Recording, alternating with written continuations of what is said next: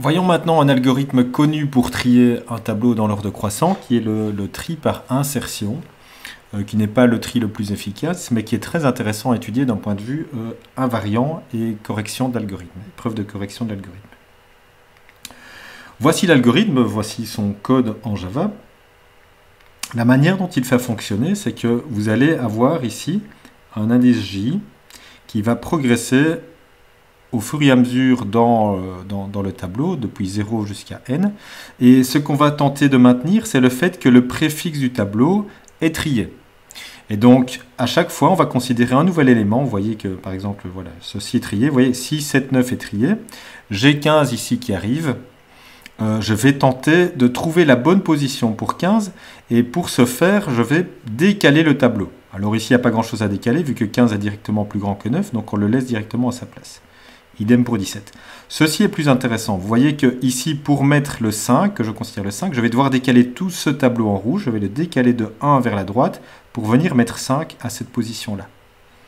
Ok. Ensuite, pour le 10, ici, je vais devoir décaler jusque ceci. Ces deux parties rouges vont être décalées vers la droite, et puis je vais pouvoir insérer 10 à cet endroit-là. Donc à chaque fois, on décale vers la droite un sous-tableau, et on va insérer la valeur qu'on vient de considérer exactement au bon endroit dans sa position. Et donc, au fur et à mesure, on progresse, et vous voyez que ça, c'est notre J. Voilà, le J progresse, et à la fin, tout le tableau est trié. Et donc ça, c'est l'algorithme, si vous voulez, ici, la boucle à l'intérieur. C'est celle qui va faire le décalage vers la droite du sous-tableau. Voilà. Et puis après, on va venir mettre la valeur V au bon endroit, une fois qu'on a décalé tout le suffixe du tableau trié correctement, pour venir y insérer la nouvelle valeur V, qui est la valeur ici, la valeur verte, si vous voulez, que vous voyez à chaque fois dans le petit schéma. Alors, comment prouver qu'un algorithme tel que celui-là est correct? C'est un peu plus compliqué parce que vous avez deux boucles. Donc, si vous avez deux boucles, il vous faut deux invariants. Okay, il vous faut un invariant pour la première boucle, et il vous faut un invariant pour la seconde boucle.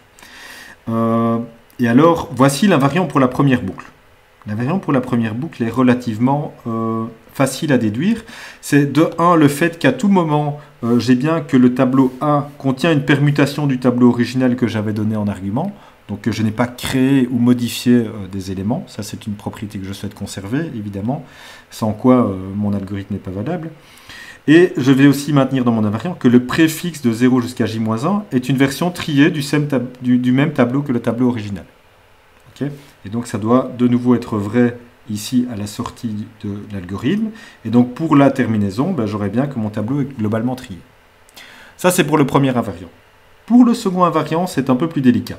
Je dois le décaler, souvenez-vous, le but de cette boucle interne, c'est de décaler pour mettre correctement la valeur V à sa bonne position.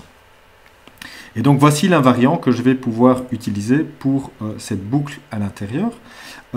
Et c'est un invariant complètement un peu original à déduire, parce que ce faisant, lorsque je vais décaler, lorsque je vais sortir de l'invariant, en fait je vais avoir une espèce d'état temporairement inconsistant où je vais me retrouver deux fois avec la même valeur.